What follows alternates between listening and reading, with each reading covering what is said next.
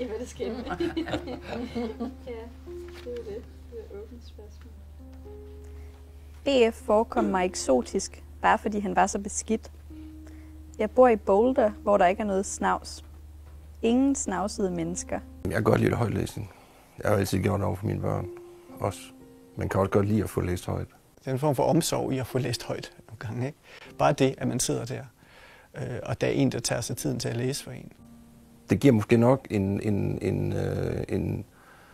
mere intens oplevelse af de tekster, man har med at gøre.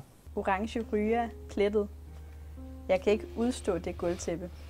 Jeg synes, det er meget spændende, især sådan en form for læsegruppe, som den her, hvor man læser en novelle, og man læser det i fællesskab, og snakker om det, så det er meget nærværende. Læsegrupperne, de kan jo være med til at give indblik i alle mulige menneskers liv.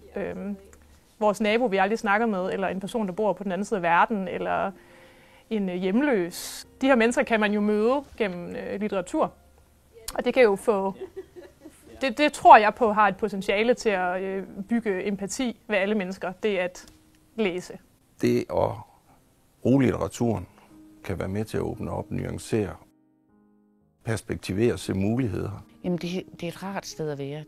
Det er afslappet, og man føler sig godt tilpas, og man tænker ned i de her dejlige møbler. Og jeg kan nogle gange godt henvise til det som sådan kultur-wellness. Altså ligesom at gå ind og få sådan en ansigtsbehandling eller få massage, så kan man komme i sin læsegruppe en gang om ugen og få noget wellness til hjernen, og det er også meget billigere.